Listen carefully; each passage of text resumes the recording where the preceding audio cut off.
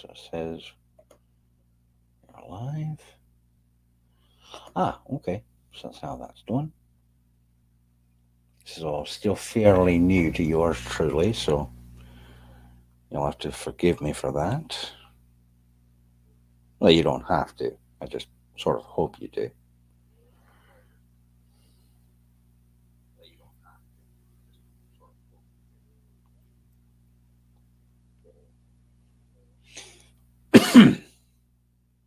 I know this is going to create an echo, but I've got to check it out anyhow. I know this is going to create an echo, but I've got to check it out anyhow. All right. Good. Copy the link. And here we go. Grate it down. So it's not quite so much that.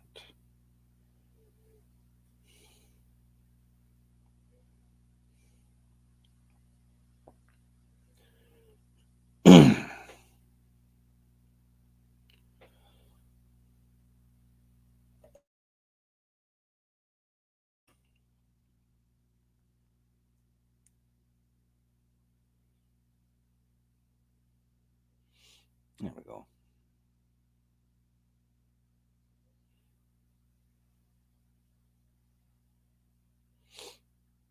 Don't know if that's going to bring anyone necessarily.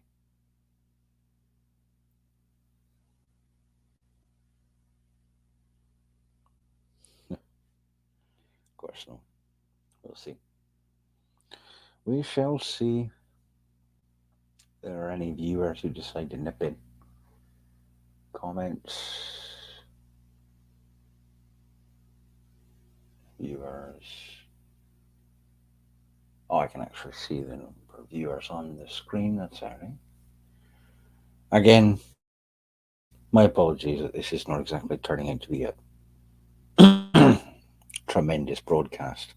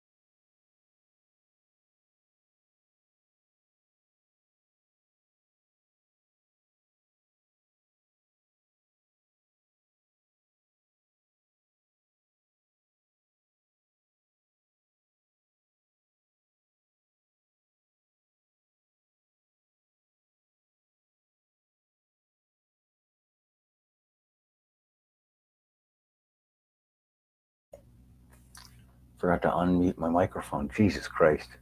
Can you tell that I'm new to this shite? Or at least largely new to it.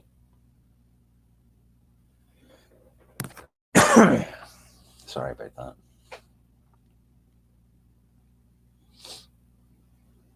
Of course, all the other major shows are streaming about this time of night too. So it's what are the odds that someone's actually going to tune in here? Fairly slim, I'd imagine. But you never know.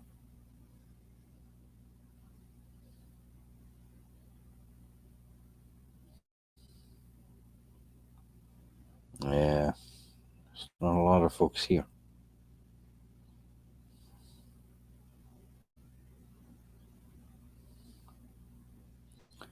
Tech and science, not a whole lot of folks here.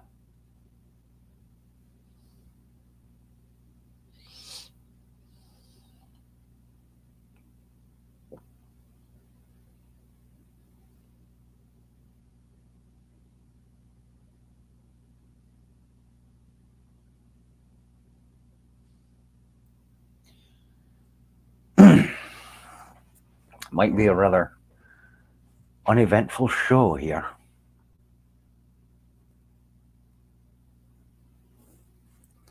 For a first showing.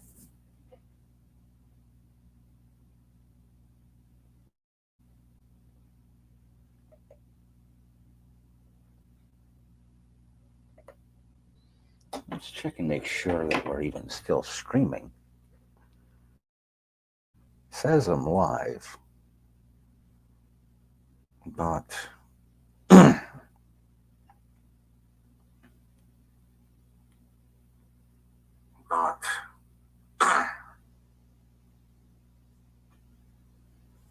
right, so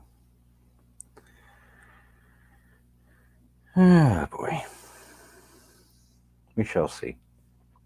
Can't really tell because there's a lag, there's a delay between when something actually shows up on screen versus if there's anybody actually watching the show.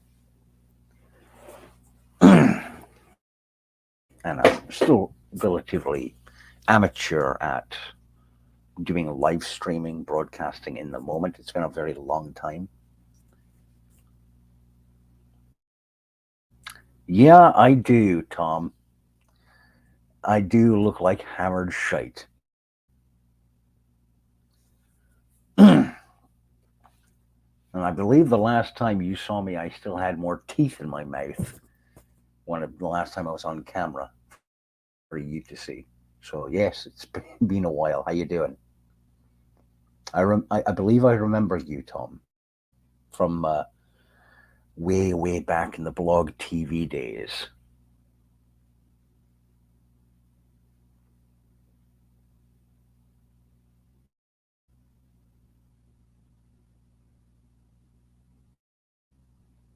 I remember correctly. Nope. You're still around. It's good to see.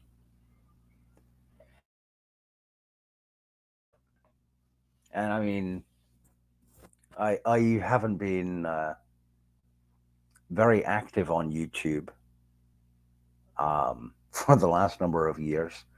I've mostly been doing my material over on BitChute and Rumble, but I've come back around a little bit more recently to trying being on YouTube again a little bit more because of a handful of personalities who have kind of gotten friendly with and conversational with.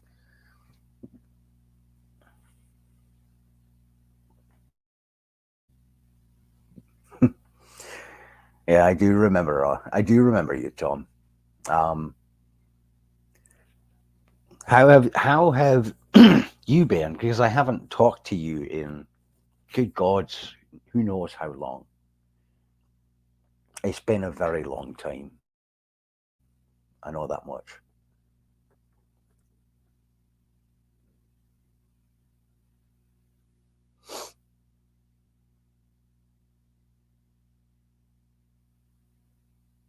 And with a username like that, it would be difficult not to remember you.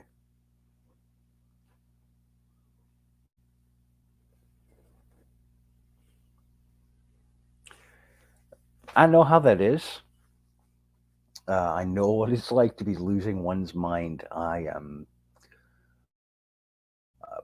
presently between jobs, hoping to hear back from one tomorrow to get myself back to work. The missus and I are expecting our next child come June.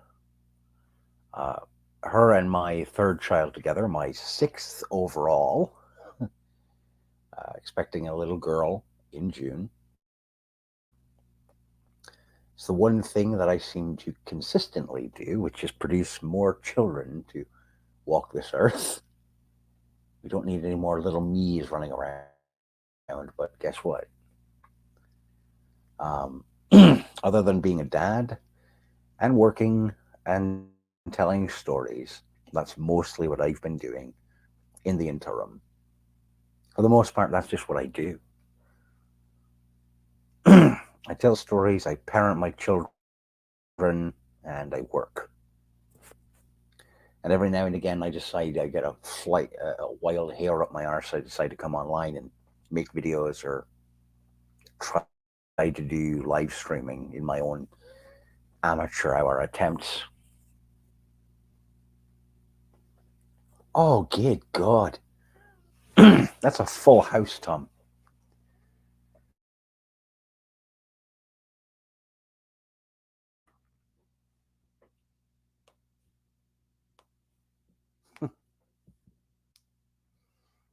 I mean, to be fair, truth be told, I'm sort of hiding out here myself too.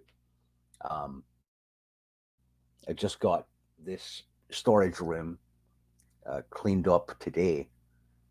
Hey, Sid, how you doing? and so I just got this storage room for the most part cleaned up today and squared off as sort of where I'm going to attempt to do my future endeavors in terms of video streaming, audio production, what have you. I needed to have finally establish a space for just doing this sort of material, for just putting together this sort of work. Nay, no lucky charms for you tonight, there, Sid. But I had a game plan too that I abandoned at the last minute before hopping on here because I realized this is my first time trying out StreamYard.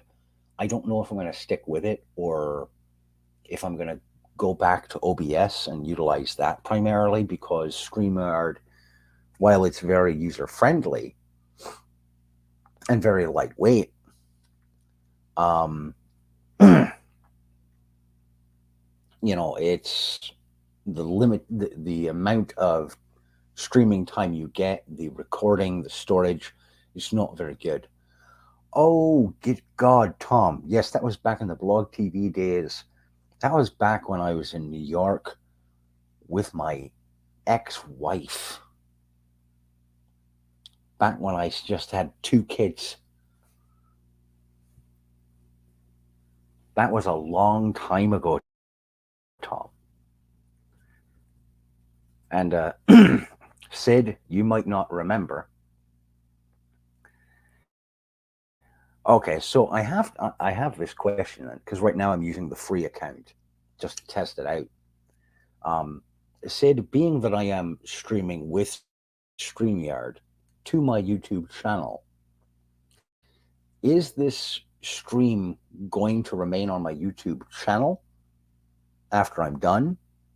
Or, all right, sick, will it be gone after I end the broadcast?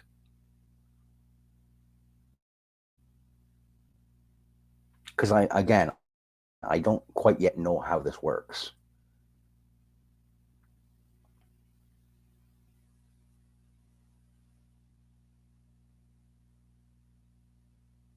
Okay. Because I mean, as long as the stream remains on my YouTube channel, I can probably get away with using the free account because the limit is 20 hours streaming per month. And I don't think I don't foresee myself streaming often enough to need much more time than that. I honestly don't. Um, I will have to Google that or check that out just to see what my options are. Because if it's not going to remain on my YouTube channel, then I'm just going to end up going back to using OBS. But again, I'm testing the waters there too. I'm not 100% sure what I'm doing with that either. I'm not the most tech savvy person.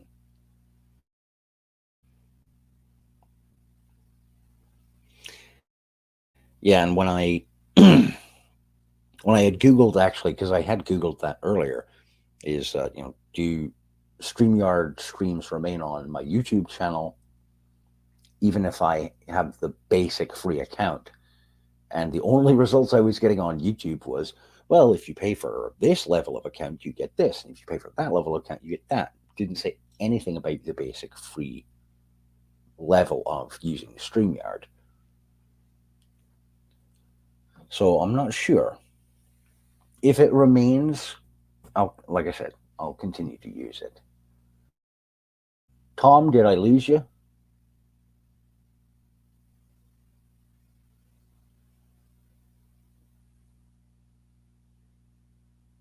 No, yeah.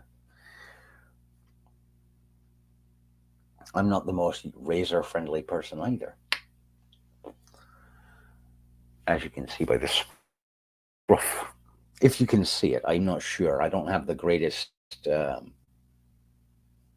high definition for webcam. It's just the pre-installed webcam on the laptop. But what I'm thinking about doing is I'm considering dabbling in using either Tuesday night as kind of until I get back to full time work and I know what my schedule is going to be from week to week. For right now, until I get back to full time someplace, I'm considering Tuesday nights as a a night to do one horror based broadcast, either talking about the genre, it would be whether it be in films, in video games, in television, books, comics, what have you. Um,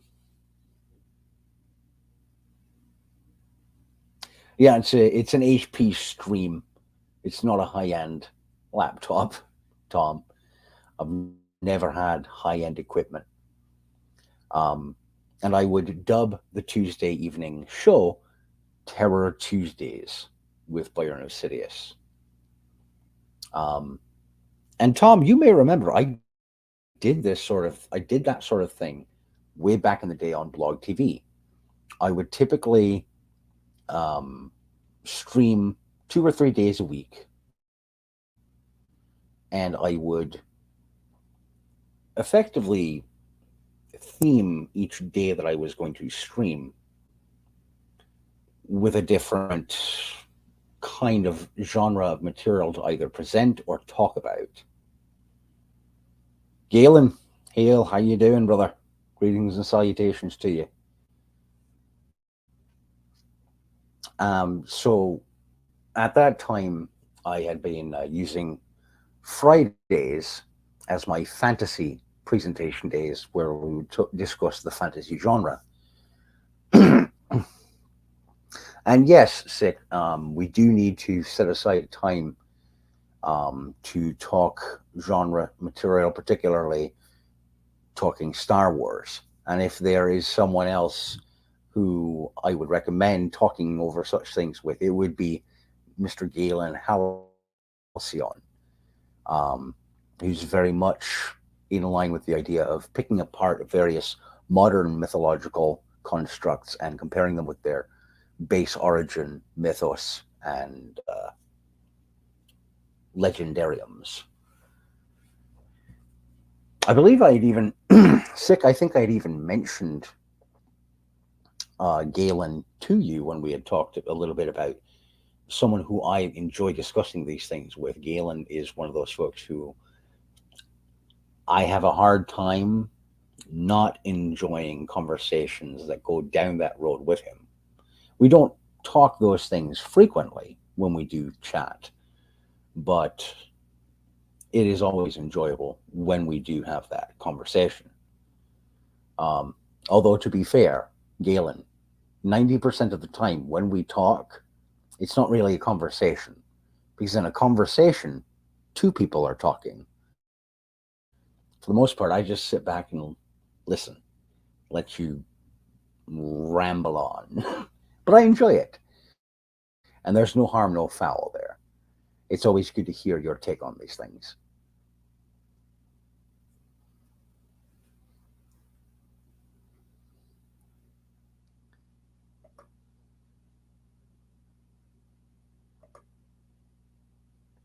There we go. Sorry about that. I don't know who JLE 39's Video and Media House is or was, but I've used the option that's available via StreamYard to put them in a temporary timeout.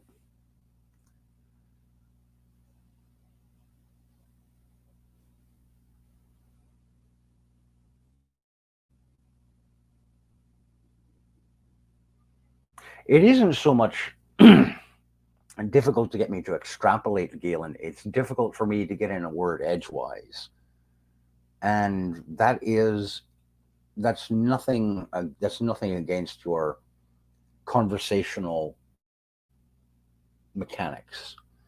I tend to hem and haw quite a bit, and I'm a lot more comfortable with the written word as a form of communication. When it comes to speaking off the cuff, I'm not as I'm not as quick on my feet as I once was. I doubt I was ever really that quick on my feet.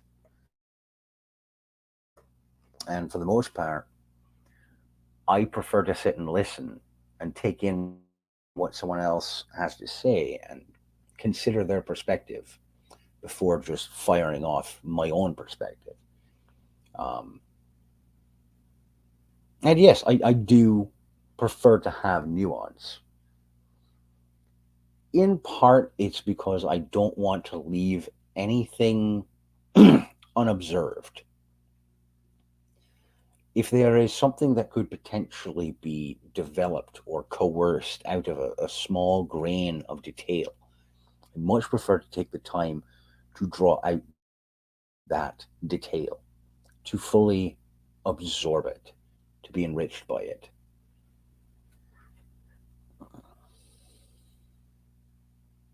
Hold on here. But anyhow, again, this is one of those rare instances where I've got a few people who I actually know and want to chit chat with while I'm on here, and I'm still testing out the software, testing out this methodology. Um, Anyhow, what I was saying before I went off on a tangent, and I apologize for that. What I'm considering doing is taking Tuesdays and making that Terror Tuesday, and doing, for the most part, horror genre material and conversation. Um, it may make you a little motion sick, but I'm going to pick up the laptop here for a second and show you the terribly small room um, that I'm working with, the constraints I've got. This was until early today. This was a basically storage room here in the basement of the house. And don't worry about it, Galen. I do apologize for that. I don't want to make you feel like you've got no opportunities. I do have a great deal of busyness, as it were, having the kids and right now looking for full-time work again. I'm working on home projects, expecting another little one soon. But this was just a storage room. this morning, and going to make you a little motion sick. I still have the shelves with backup canned foods for emergencies, or who knows what. Over here in this corner of the room, this is still underneath there. All of my boys' younger clothes, like from 0 month, newborn to 18 months. The door is only a few feet, literally 5 or 6 feet behind me. And then got this desk set up with a crate to prop up the laptop on, and got a couple of my Christmas Village ornaments boxes sat here, Kindle propped on a little, cell phone / tablet propper. And the idea, for me at least, the idea is that for the different themed broadcasts, I got a handful of my own manuscripts and short stories, things that I am willing to share in audiobook / broadcast presentation format. I've got a handful of horror short stories and novellas, and a couple of fantasy novels and short stories, all loaded up on my Kindle. And for Terror Tuesdays, obviously, going to utilize horror genre material that I've written for presentation on some of those Tuesdays. And for Friday, if I'm available to broadcast, that will be Fantastical Fridays with Byron Osidious. Also be reading some stuff on here, otherwise discussing the genre, some of our favorite authors, genre films or television shows, all dependent upon,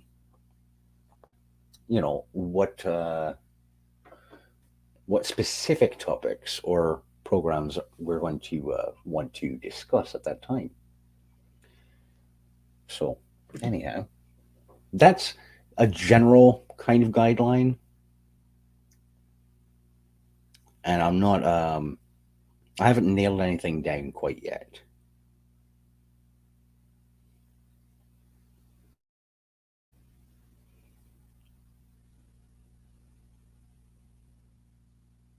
Okay, sorry. It's good to hear that, or read. How do I say this?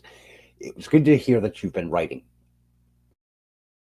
Galen. I know that you've been worried recently that you weren't getting much of an opportunity to do that. And did you see, Galen, that Tom, our old friend Tom, stuck in the South, was the first person to say hello in the show, in the chat earlier. Been a long time since I saw or heard from him, and if I remember, I don't know if the two of you gents were friends or crossed paths much previously, but it's good to see a couple of old friendly faces, friendly names on here, as well as some new ones, including Sick. R, what's up? I'm not 100% sure who you are, but greetings and salutations. No, getting things nailed down in terms of, having a set schedule is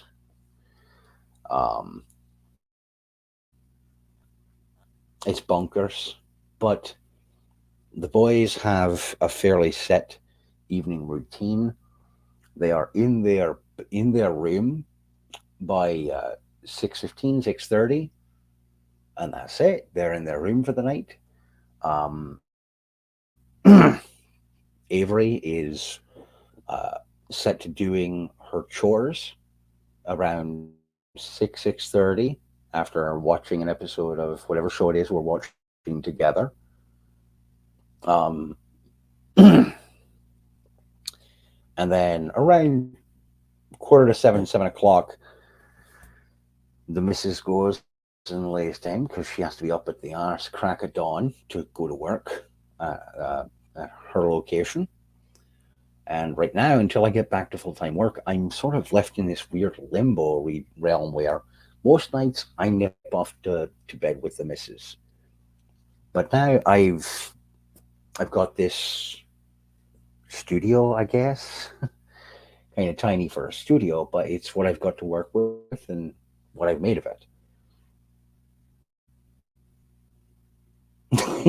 Physically, I can believe that, Tom. I've just got the two boys in the house, coming up on 2 years old and coming up on 4 years old, and not everything stays in place.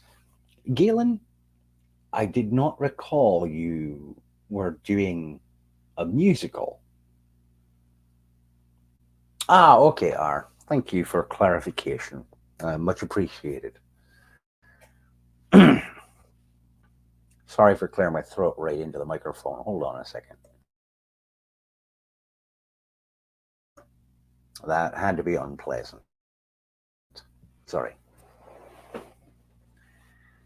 But I mean, that's another thing that I'm trying to figure out is um, how to work invites on StreamYard, how I would bring people up. I mean, there's an obvious invite button right here. If I click on this, send this link to your guests. See if you want. Oh, okay. I would copy that over. Okay, I see how that works. And then I would just post it into the Discord, message whoever I would want to come up on here to come with me. That would probably be how I would work it out with whoever is going to come on.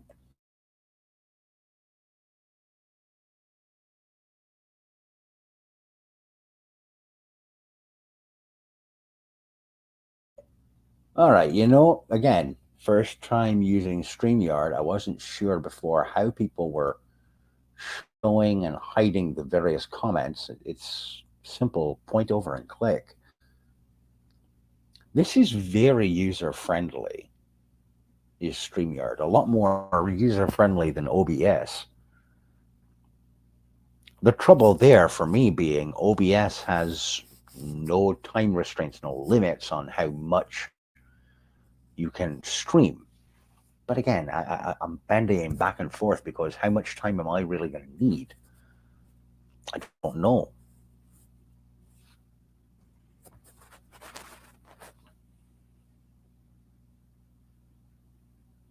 Okay.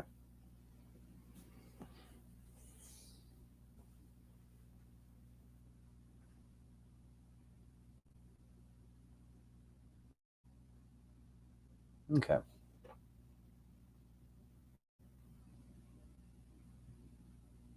Puts me in mind of I do still play a small handful of video games now and again. Uh,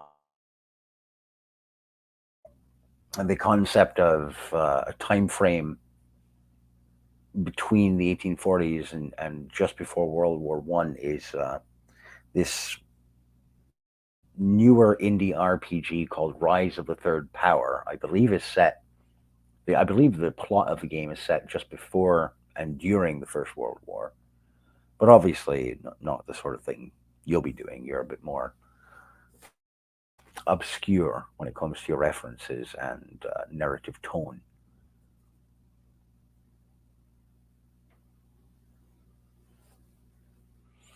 Now, clarify for me, Galen. Would this be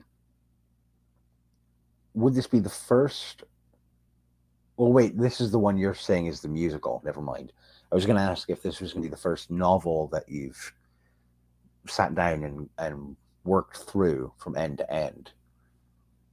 Um, I know you don't have as many opportunities to work on these things as you would like, and not by choice. It's always Barney when you don't have opportunity, when there's something nagging that gets between an artist and doing what they want to do artistically. It's hell on wheels.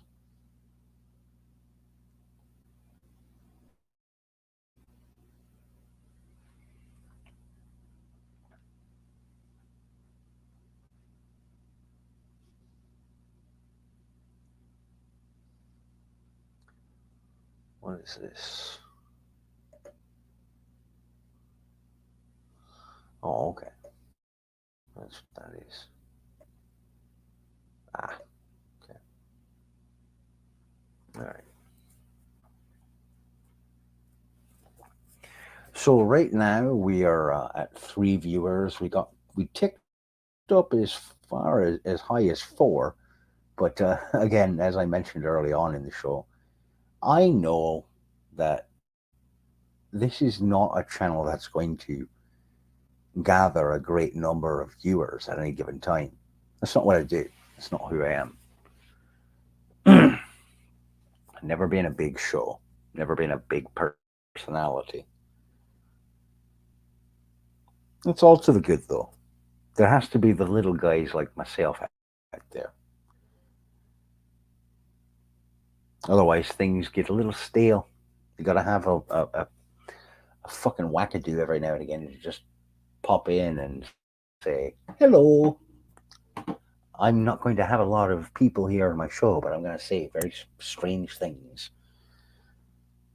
Hopefully, things that will get the brain churning.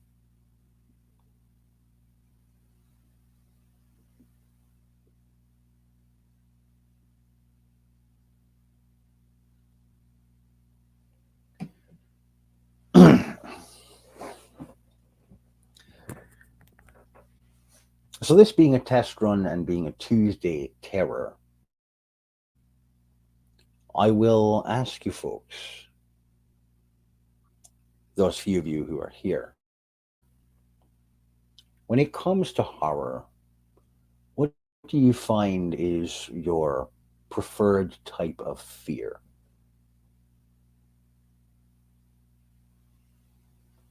Because I've long stood by the God damn it. Too many loose boards in here.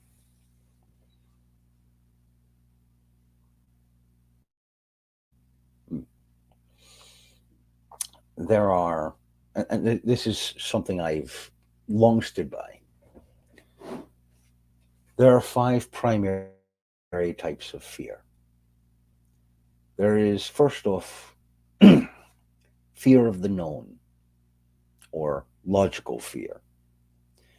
These are fears that emanate from an understandable circumstance. If a raging maniac is running down the street toward you with a machete in hand, you might feel a little bit of bump, bump, bump in your chest. You might feel a cold sweat break on your brow, or in this case, a hot sweat. There's an obvious, clear threat to your well being coming down, barreling at you. This is logical fear, obvious fear. Hillbilly, how do you do, brother?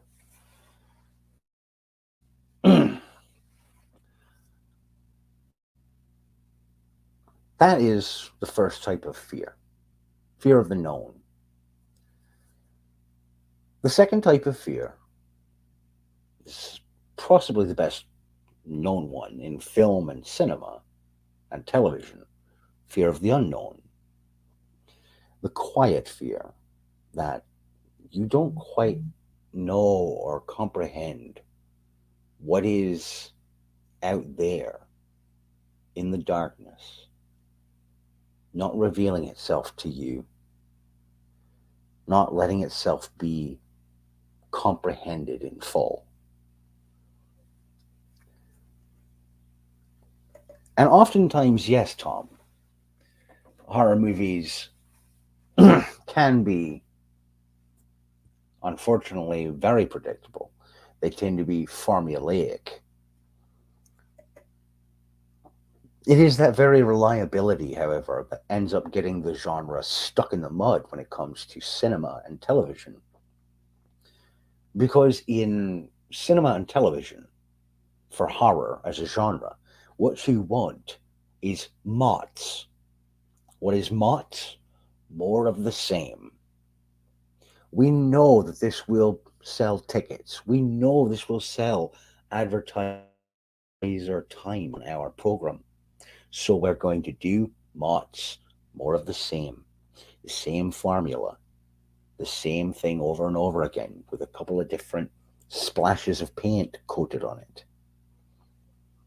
Fear of the unknown can sometimes be overused, or at least the unknown aspect of it, what lies shrouded behind the fog. This is one of the unfortunate drawbacks of cosmic horror of the likes popularized by H.P. Lovecraft, where occasionally his stories are so vague that you don't ultimately get a release. There's just this built up of tension that leaves you afterwards going, was there anything truly worth being worried about at all throughout this narrative? It's pretty and it's definitely mood setting, but then nothing comes of it. Now, leaving questions is not a bad thing. You can have vagaries. You don't have to spoon feed your audience an explanation. You don't have to show them the lurking horror behind the mask. But if there is no release of that tension, it becomes just the normal mainline feeling. It becomes status quo. And then you're left going, well, where do we go from here?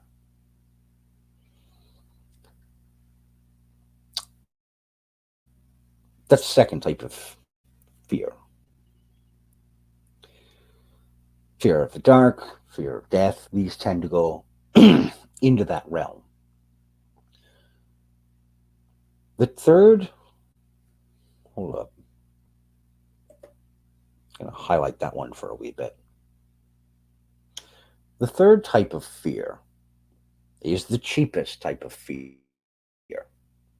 It is the gotcha, the jump scare, the sudden adrenal rush, the primitive instinct of, oh, what the fuck was that? And then the reaction is either to yip and pull away or punch whatever is coming at you, scream like a banshee. It's cheap. It's effective for film and television, particularly of the low budget variety. But there's a reason why there's not a great deal of staying power and why you can't repeatedly use jump scares throughout a film or throughout a show. It's because eventually you become desensitized. The initial adrenaline dump that occurs with a jump scare, well, you're not going to get that quite that same visceral, gut wrenching reaction out of somebody with a second jump scare or a third jump scare or a fourth jump scare. It's not going to happen. Either the individual struck by that first jump scare will become desensitized, or they will be so amped up, so tuned up, that the next time something should scare them, they react defensively to protect themselves. So the jump scare, while a cheap tactic, can work to a modest degree, especially in cheap horror films. Hammer horror comes to mind. The fourth general type of fear is building fear, atmospheric dread. We touched upon it lightly before when talking about fear of the unknown, when discussing, when I briefly touched upon H.P. Lovecraft and cosmic horror. The idea that we are so infinitesimally small in the grand scheme of things, the universe, and the strange eldritch horrors that exist in the nether realm between this reality and the next possibility that brushes ever so faintly against our own known existence, leaving just the vague specter of something else, reaching out with its cold, cloying hand to drape one wet finger down of your neck. Whispers off in the distance, growing closer every now and then. And you look about, you see no source. You just hear whispers. The words themselves are nonsensical or can't quite be made out. But as you go forward through your narrative, the whispers grow more insistent, constant. Soon enough, an unpleasant but not quite identifiable odor drifts through and carries with it a vague hint of rot or disease. The sharp, coppery tang of blood, not so much smelled as tasted at the back of your throat. It's there. And as you proceed forward, what you thought was decent lighting just a short while ago is now flickering, fading. The amount of distance you can see in front of yourself has drawn ever tighter, from a few dozen yards away to a dozen yards away to 10 yards away, before you pause to realize you don't see a wall, you don't see a barrier. And if you look up, the source of the illumination that you were walking so keenly by earlier is nowhere to be found. It's just gone. Building atmospheric dread. And then finally, and again, this is just generally speaking, there is the fifth type of fear,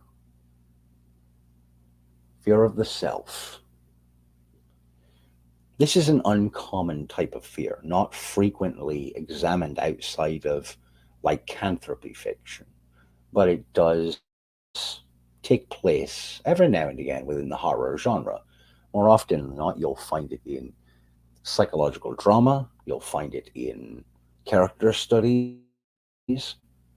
In horror, unfortunately, in film and television, it's often done very poorly and with very little in the way of proper character development ahead of time or leading up to it. But fear of the self, when a character inadvertently comes to recognize that given the right circumstances, they're not entirely sure that they would maintain their own set of ethics, principles, or goals, even, depending upon what were to happen to get in their way. They don't know for sure, for 100% certain, that they would stay on message, that they would stay on mission, and they're not quite certain what they would do if pushed too hard off of it. That is fear of the self.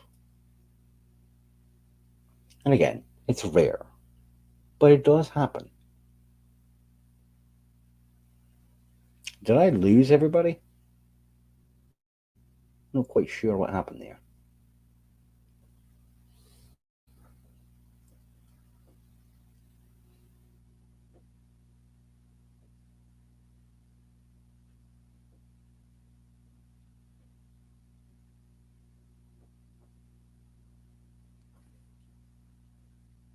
Uh-oh.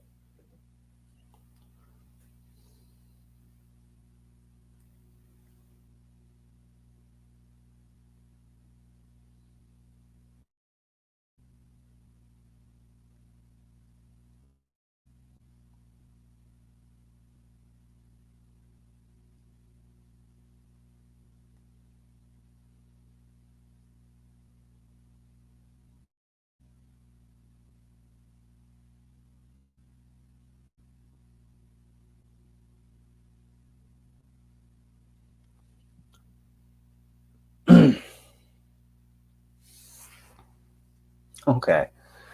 I was wondering because the number by the eyeball icon went from 5 and it just dropped down to 1. And I was just like, okay, did everybody drop out? Did I lose connection? Did the broadcast stop? Not 100% sure. And you never know. Sometimes hiccups on YouTube. My apologies for droning on like that. I hope at least most of it was audible. I'm not 100% sure. Again, testing out not just new software, but new hardware too. The, the headset, microphone, and everything.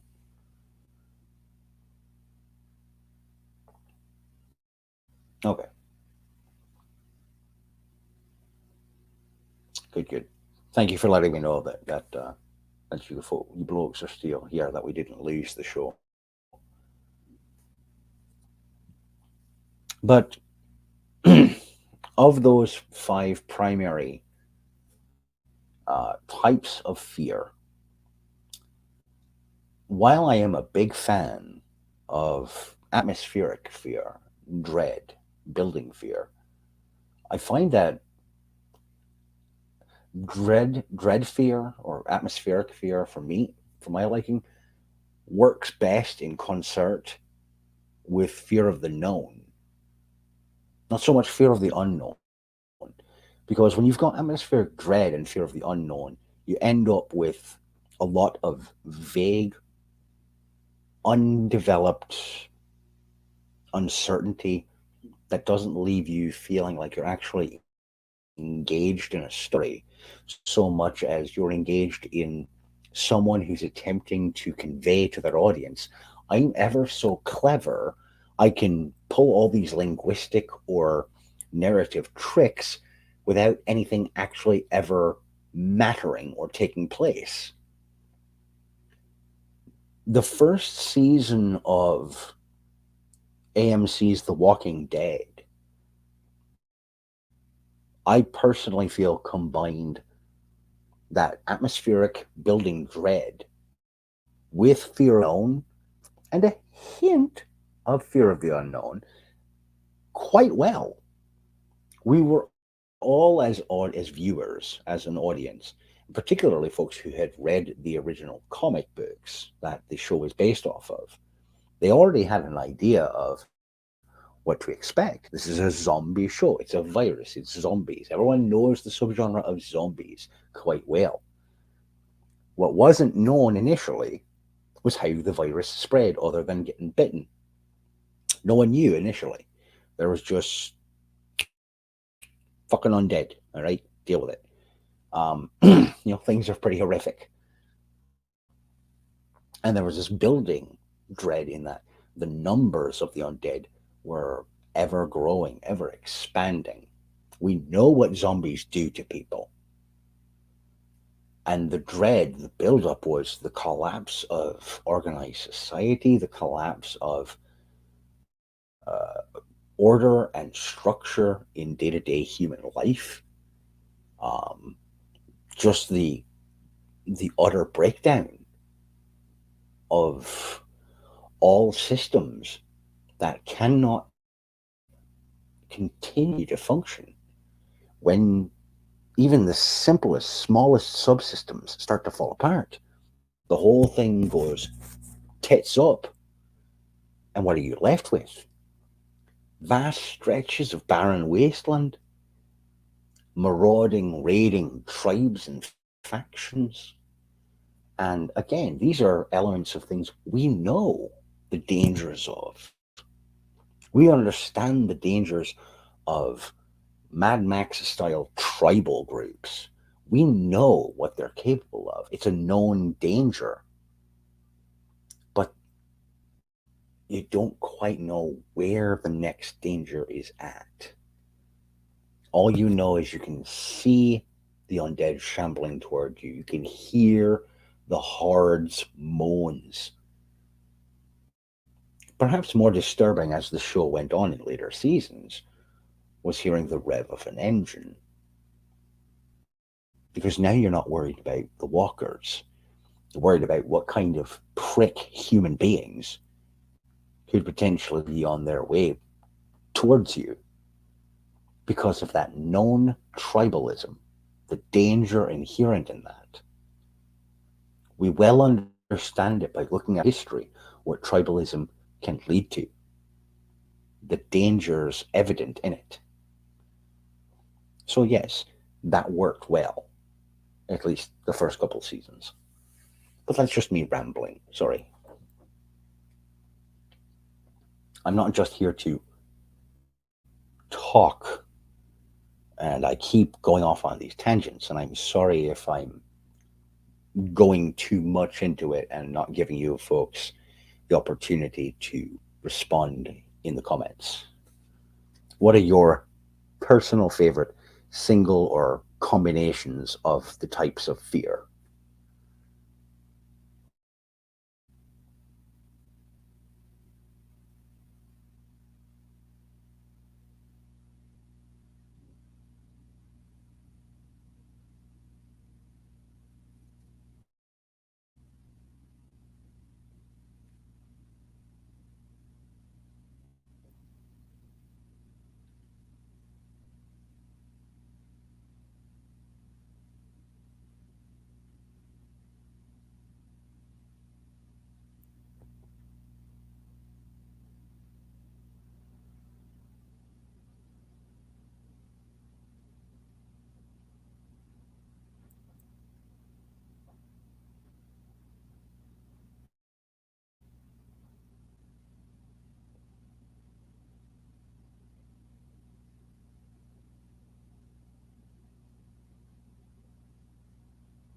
By the way, briefly,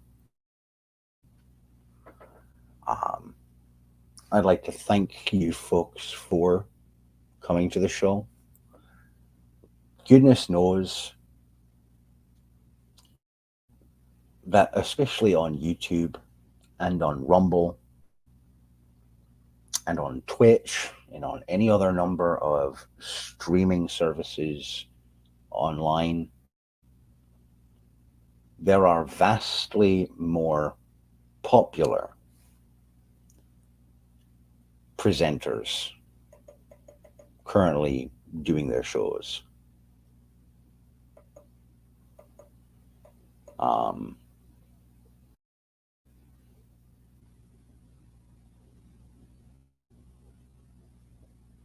yes, you did discuss that one, Galen. Fear of love, the fear of acceptance. Um, and I know that I'm not the most flashy or entertaining and not the most insightful person that you could spend time listening to.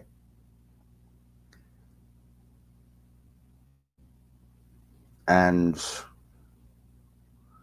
I mean, Galen, you can you can well tell that there are many times where I'm not familiar enough with the material that you reference to fully grasp that what you're saying is probably an end all of an argument or conversation. I haven't read enough Kierkegaard, really any, to understand that that could very well be just an end all answer for me. I'm not as well read as you are in these matters, at least not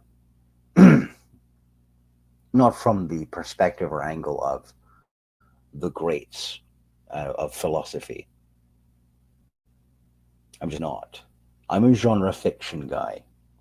That's where my basis comes from, where most of my understanding of these things comes from. It's from a basis of mythology and genre fiction. Philosophy, I'm not as well versed. Um, and I probably would get a lot out of it, sure.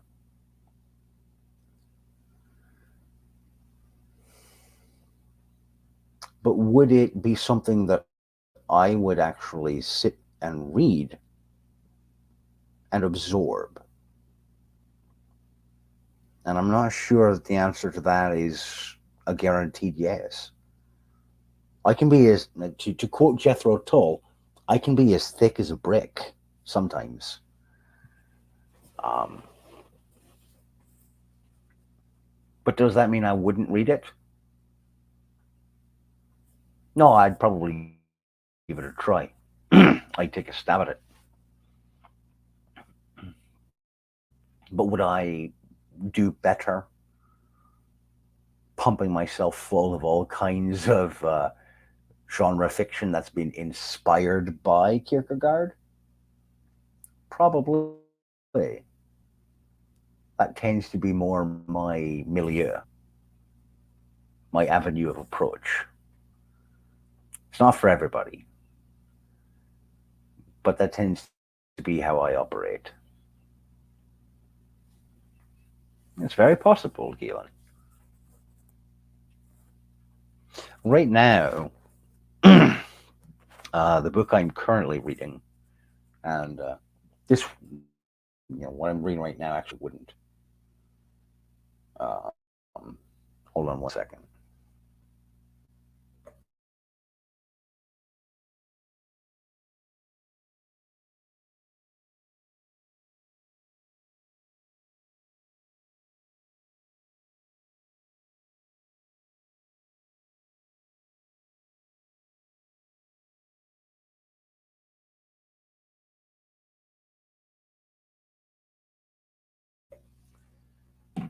Sorry about that. Um, oh, criminy, I've lost my thought. Lost my train of thought. Oh, right, what I'm currently reading um, would not be in the area of horror. It wouldn't actually be fitting for Terror Tuesday, but I'm just going to touch on it anyway because this is a test run. This whole show tonight is a test run of my capacity to use Streamyard, and really kind of a test of whether it's going to be worth me coming back and doing this sort of thing more frequently again. But currently reading The Man Who Used the Universe by Alan Dean Foster. I'm about, I want to say a little, not, I'm not quite to the halfway point of the book just yet. Um, but thus far, it has been an engaging read. Um, but there are definitely there are concerns for me. Now, mind you, I enjoy I've enjoyed what I have read of uh, Alan Dean Foster's so far, um, which has not been a great deal, only a couple of novels um, and a few short stories. But what I have read so far has been skillful, has been well written, with engaging characters who are fully fleshed out. I've read the first couple of Flink's novels, and it's kind of a take it or leave it. Um, but I don't think I read them in the right order. I've got there was something very disjointed about the second book that I had read from the Pip and Flink's novels that I've got them from a friend of mine who I used to work with, who just had hundreds of paperback novels that he was offloading, and he's like, "Do you want them?" I was like, "Fuck, hey, sure, I'll take them." And I, he said he just had a couple of bags to offload, and a couple of bags turned out to be like 14 cub grocery bags, paper, huge paper bags full of books. So I got like damn near 200 books from him. And among them was a bunch of Valentine Foster, including several of the Pippin Flinks novels. And I had heard of them but never read them. So I don't think I read the first two books of the series. I think I got through a couple of like in the midst of the series. So I'm a little thrown off by it. Okay. Sorry, just checking in with the missus. But the primary concern I've got with the book that I'm reading right now, with The Man Who Used the Universe, is in the form of its primary protagonist, um, V's, or sorry, V.S. Keen Lou Macklin, who I'm not a psychiatrist by any stretch of the imagination. I'm no psychoanalyst, but I understand fictional characters well enough that I can draw certain conclusions about them if they were to be rendered into actual living, breathing, upright, quadrupedal or bipedal human beings. The character of Lou Macklin, thus far in the book, strikes me as a high functioning sociopath, bordering on psychotic or psychopathic. And I'm not entirely sure I want to root for a character like that. Yet, there is another borderline psychotic character in fiction who I much enjoy, which is Frank Castle. So I'm a little torn because there's a character here who I understand most of his motivations as he's been written thus far, but this is another thing that Foster has done brilliantly to this point in the novel. I'm halfway into the book, and I still, as the reader, do not have a full view of what exactly Lou Macklin's aims are, what his motivations are in their entirety. There's still mystery around this primary protagonist, who has been the single focal narrative camera point for the story.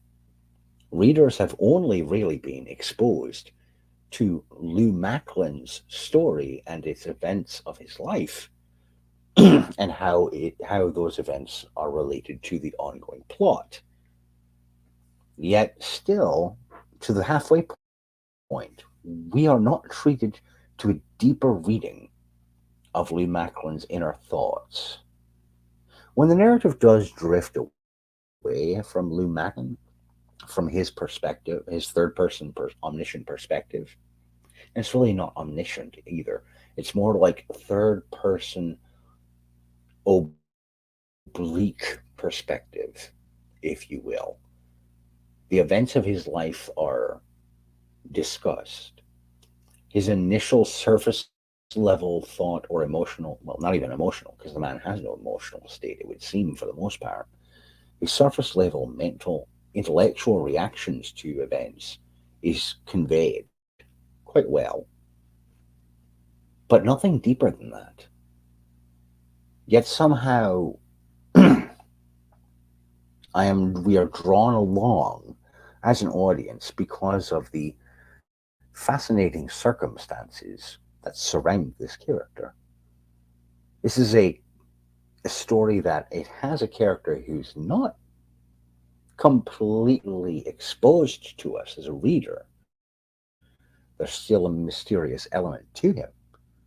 But the events taking place around him and coalescing around him are intriguing enough and are so thoroughly detailed by the excellent narrative skill set that belongs to Mr. Alan Dean Foster that we're drawn along anyhow, despite the fact that we've got a primary character who, for all intents and purposes, if we were to drop down an analysis of him right now, where I'm at in the book, not quite halfway through it, I would have to say I view this individual as someone who I would not want to spend more than 5 seconds in the same room with, because he strikes me as a functional sociopath. That's where I'm at on that, anyhow. Um, I'm hoping I'll have the book finished being read in the next few days, and then I'll be able to render an actual full breakdown analysis of the book, and probably throw that up on to YouTube and Rumble and BitChute across the various platforms. I still jabber at people about books. And so yeah. Um,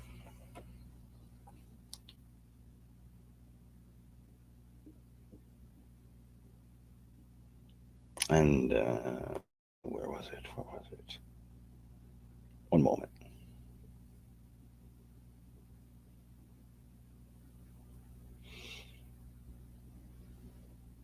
Um, I know it's still on here. Oh, yes, I've also still been reading through the complete Dangerous Visions series of short stories collections edited by Harlan Ellison. Some of the short stories in these collections have been brutal but fantastic. Like, on the edge of, this should not have been considered science fiction. This story should have just been considered flat out horror. Um, what else? Oh, I also recently grabbed myself a copy of Peter Straub's classic and highly celebrated novel Ghost Story, which for some reason, all these years later, I still haven't read. And that's something that I need to put to rights. I need to fix that. Because you would think that for someone who enjoys the horror genre, I would have read a book called Ghost Story, particularly um, when it was written by Peter Straub, who he was an excellent purveyor of the paranormal and the prickly and weird. So, got to finish reading that. Well, not finish reading. I got to start it. I finally just got it on my Kindle. Oh, I know Harlan Ellison, the loss of him from the world. He was both terrifying and fantastic. You know, there was no, when it comes to modern artists who you don't think of them as the sort of people who should represent a type of artist, Harlan Ellison very much represented authors as they should be. Um, deals with a lot of actual horror.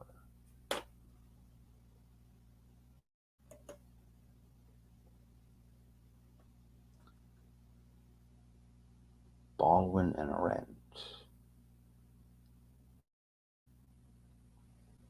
Oh, yes. Um, dystopia. Okay, this is man.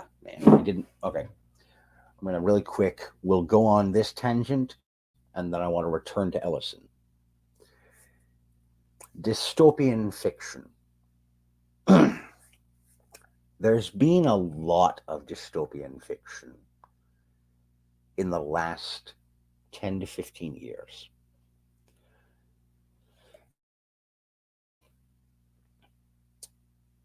Most of it that I've read from indie authors has been terrible. Poorly written, quickly assembled trash that barely changes the skin it's wearing from a version of X, Y, or Z better known dystopic fiction setting.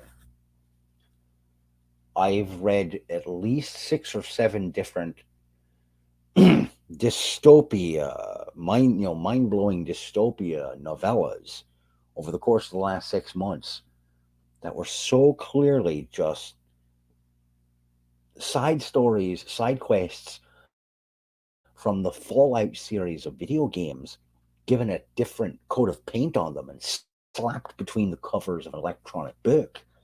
Um, the Road was great. The Road is one of those rare examples of dystopian fiction that grabs a hold of your throat and just fucking slams you against the wall and says, "You will read this and you will think and you will understand that there are worse things than death." Um, but most of the, as I was saying, most of the dystopian indie stories that I've come across the last few years, it's paint by numbers. A lot of it is paint by numbers, and a heart wrenching amount of it is obviously plagiarized from video games or from televised series from other countries. Um, and then you've got stories and shows that are knockoffs or ripoffs of things like the Hunger Games, which is not in and of itself a terrible concept. I had a hard time getting through the first book because a lot of the writing, to me at least, was stilted. And the characters were not wooden, but there wasn't quite enough there for me to give a shit about them. And that's something that I can't fault Suzanne Collins for. She wrote that she wrote that first book to be a young adult dystopian fantasy story. I'm not audience that she's trying to rope in. It could very well be that I just didn't didn't hook me the way that it would hook a younger audience. I just didn't care enough about the characters. They felt, again, not wooden, not flat, but I couldn't connect to them. And I don't feel that the writing was done in such a way as to try and connect the average reader or anyone who it was not specifically aimed at to connect with these characters. There was nothing universal between those characters and the broadest possible range of audience members that could potentially pick up that book and read it. So I ended up just walking away from it. I finished that first book, but I didn't go any further with it, with the series, because from where I sat, it wasn't worth the investment of my time or effort.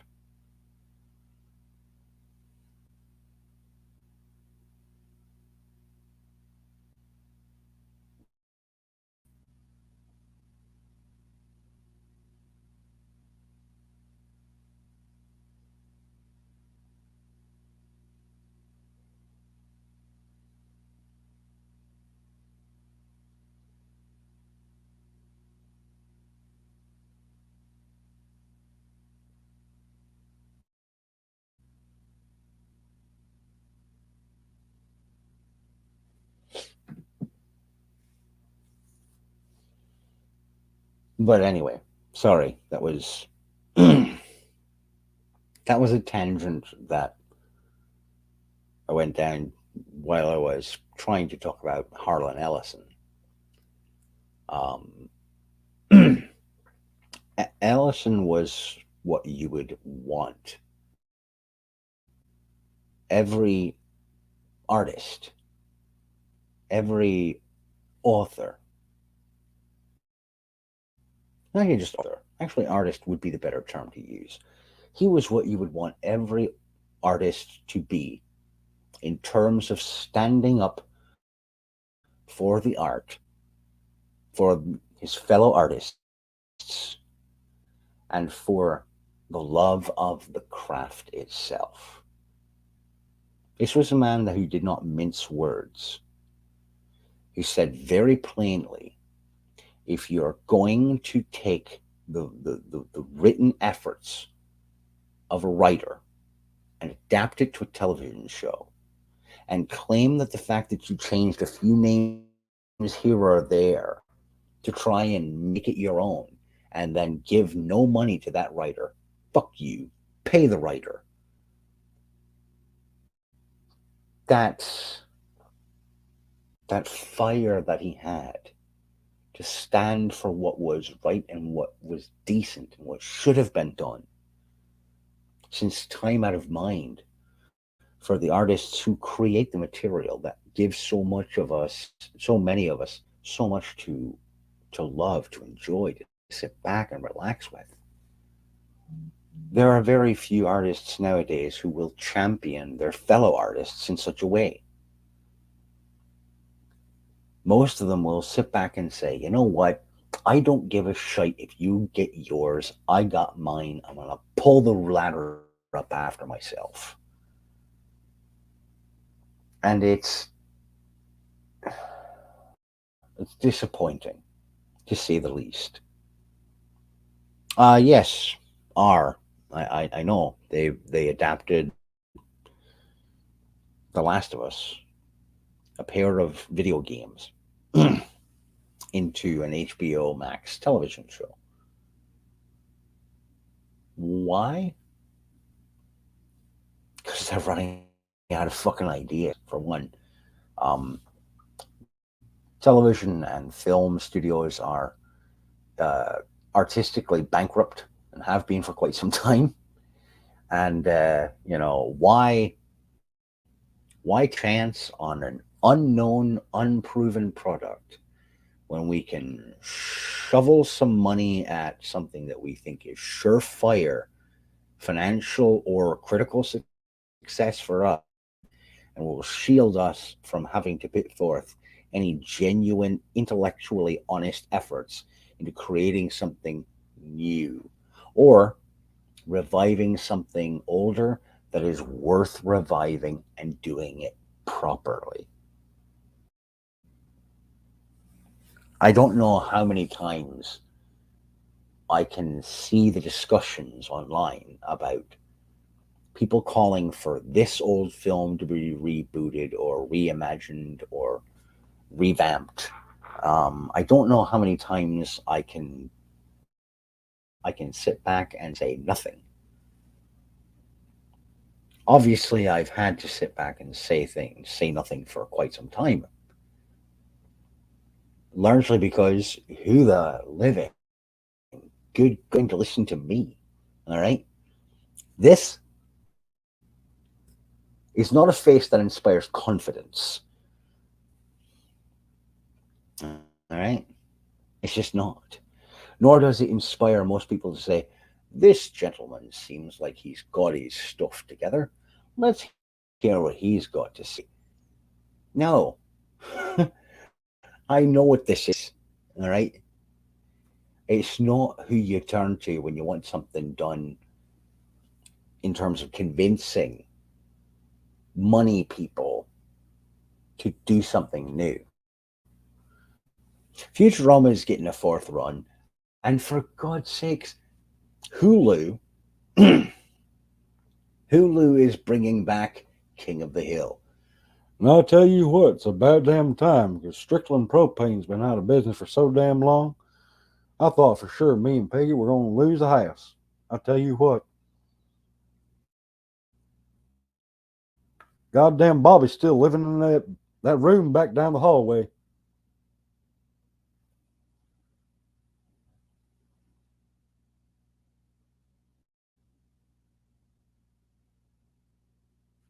Right. Thank you, Tom. Precisely. Them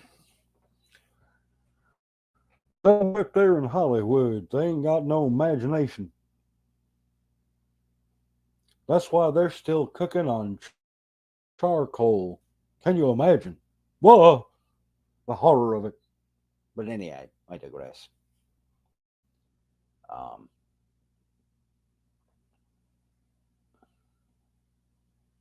yeah, no shit, no shit, Galen. That you know, the first season of Punisher on Netflix was pretty fucking good. I felt I enjoyed it. Yeah, I thought it was very well done. Season two was unnecessary,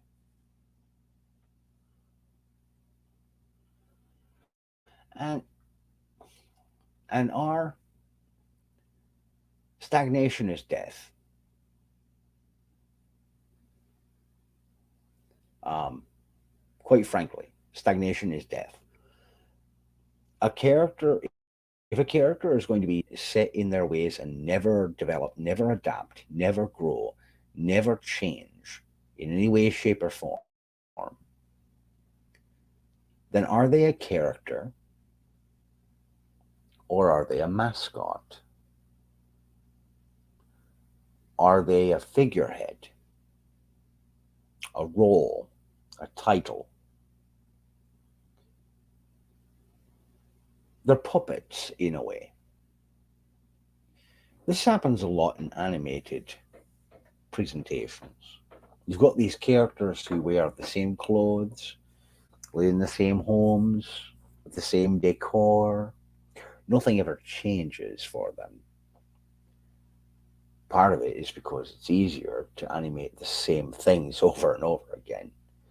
It's cheaper, it's easier to not have to change these well known, well worn characters out of what we know them to look like and sound like for time out of mind.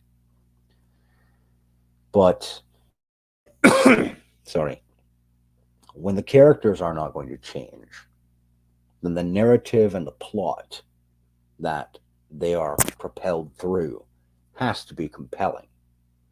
It has to be developed in such a way as to allow the audience to suspend their disbelief even further than it has already been suspended in order to grant the grace that these characters are not changing. This is who they are, this is what they do, this is their mode of behavior, and this is what it is, period. Well, then the salient details of the story itself have to be meticulously sculpted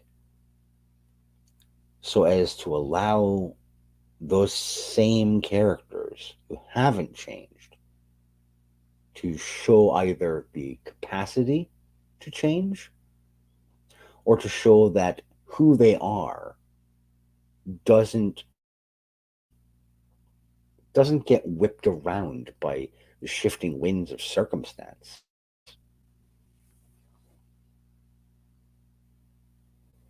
Um, for instance, if you've got a character who you've got the typical dad character who, no matter what, every Sunday during the football season, he sits down, he watches his local, his hometown team play football. All right. It's a running gag. It's part of the show. It's who he is. If for some reason something were to something were to occur such that he couldn't watch the game because, let's say, the power went out, well, that sort of storyline might work fine back in the 80s and 90s. Nowadays, all he has to do is hope that his cell phone has strong enough satellite signal that he can stream the game on his phone. So we need to do something to challenge that concept, that part of his character, even further. All right, the power's out, and he dropped his phone. He broke it. All right, now we have a minor challenge for this character. What is he going to do? How is this character going to actively participate in the plot and the world around him in order to get back to doing that thing that is such a small but integral part of his character? And therein lies the potential for illustrating possible change to this character, showing what they're capable of that you weren't exposed to before.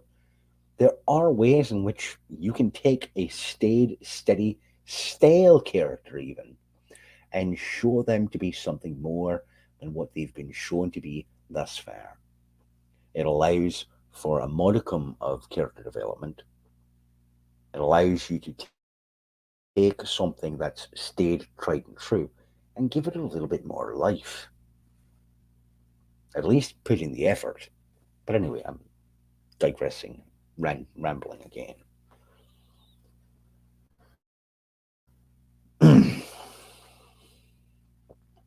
Sorry about that.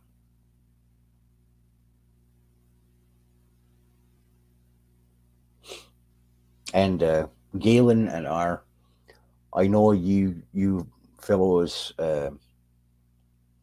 probably not familiar with the fact that I there's a group of folks who I chit chat with on Discord quite a bit, who and I've been on there.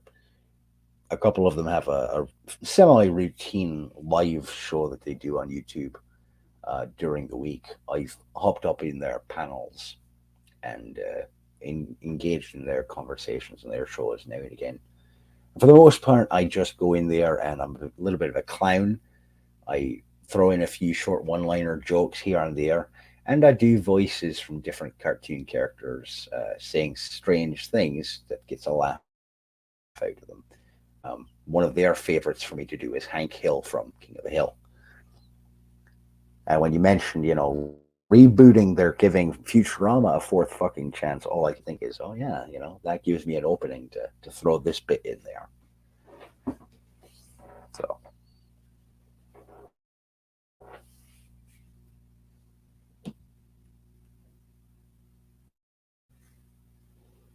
and see another. This is what I'm talking about. I was starting to I was starting to say it earlier, but yeah, another one of those things that just reminds me. Um,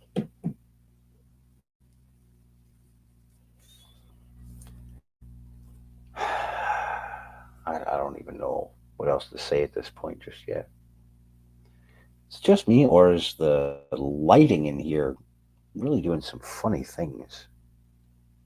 It's like every time my hand gets up near the camera, when it pulls away, the light and color saturation seems strange. It's altered somehow. Not sure what that's about. Hmm. Anyway, gonna be wrapping this up here shortly. Um, again, sorry for clearing my throat so much. It is drier down here than I had previously known. I don't usually spend a great deal of time uh, down here in the basement of this house. Um, I'm wondering what that's all about. Got brighter and yellower. Could be where I've got the laptop situated. I'm gonna dial these things in, but I see when I hop on YouTube, especially in the evening, there's so many shows on here now on YouTube that they're gigantic. They pull in thousands upon thousands of viewers, And it often leaves me wondering, well, why would I bother hopping on here and running a show? I'm not going to get an audience. But then I think back to all those days, years and years ago, back when I was on Blog TV, when streaming was a, pretty much a brand new thing for the everyday user, smaller creators. And I didn't get a lot of viewers then either, but man, I enjoyed it. I enjoyed it. I had fun having conversation with people who were interested in the same topics of discussion as I was, and who we didn't always agree. We didn't always um, get along with each other in terms of our perspectives on the topic of conversation on any given day. But these were folks who were willing to engage and talk about books and talk about tabletop role playing games and talk about fantasy and science fiction and horror, to talk about writing technique and narrative structure. And for me, it was heartening. It gave me some hope that, okay, there is a niche space, a niche for folks like myself. And maybe we're not going to have the strongest numbers out there for viewership, but there's someone there and they're willing to have a conversation. They're willing to sit down and actually listen to me. That's worth something. It's worth taking the time every now and again to indulge in and to check in on, to see, is this still worth doing? I think maybe it is. I've consistently maintained between 3 and 5 viewers on this test run tonight, and with some of the with at least a couple of blokes whose company I have enjoyed in conversation for a long time. And I'm glad to see you guys are still around and willing to give me an opportunity to run my mouth. And Lord knows all I can do these days is run, because there are not that many teeth left in it to do anything else. But hey, we'll see how this turns out.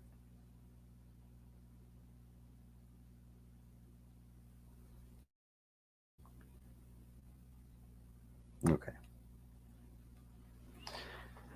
So anyhow, before I go for the night on here, Tom R. Galen, do any of you have any questions for me before I get going?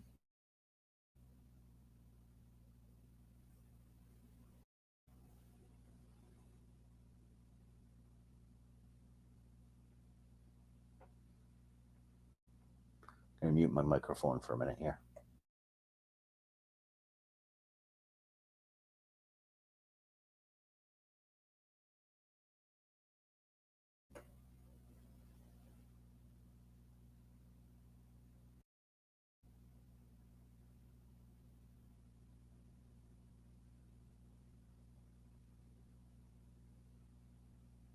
Oh, wait a minute. It's perfect.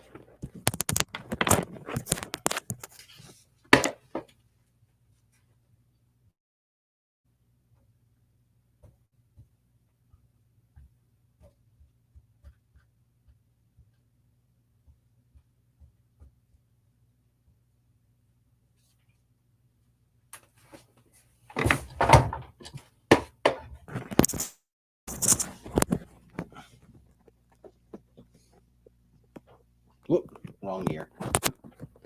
Christ. Question time.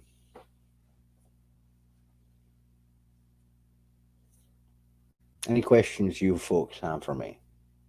before I wrap this thing up. Whether it be about horror, whether it be about fantasy, sci-fi, books, comic books, movies, television, narrative.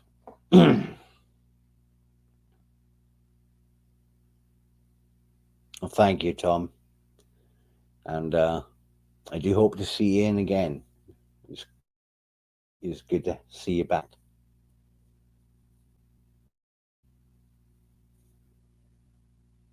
And I'll have to see what I can do about making sure I ration my time on Streamyard, because you only get 20 hours per month as a free user, and right now I don't have the budget uh, to pay for the basic 60 or $20 a month um, service. Not until I get back to working, and even then, I don't know as I would necessarily be able to justify the expense. So I'll use StreamYard for now. But if I get creeping close to the end, well, thank you for that, R. If I get close to creeping up on that 20 hours within a month's time, I'll just have to switch over to using OBS until the end of the month. And when I get the availability to use StreamYard again, I'll use StreamYard again. It's certainly very user friendly, and that's the hell of a thing, is I can't justify the expense. I literally cannot justify $20 a month right now. Not until I get back to work. As it is right now, with unemployment, my wife and I are barely making ends meet. I cannot add an extra bill onto things. So just got to use the free account that I can for now. And I don't want to.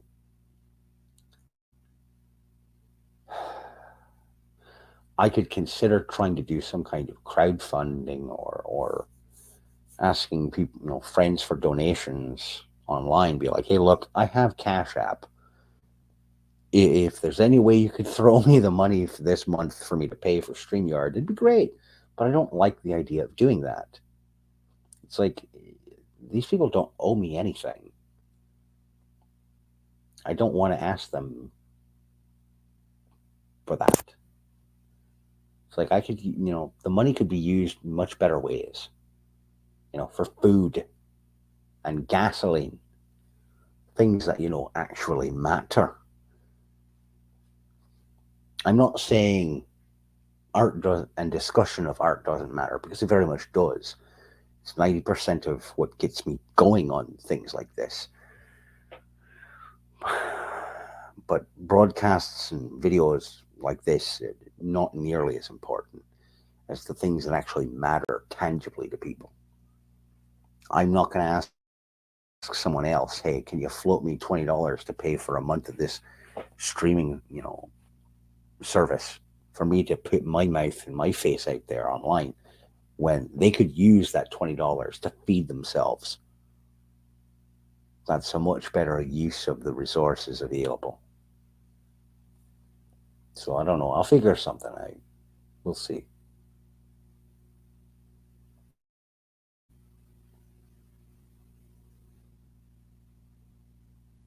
All right. Well, I'm going to go ahead and cut the show there then. Um,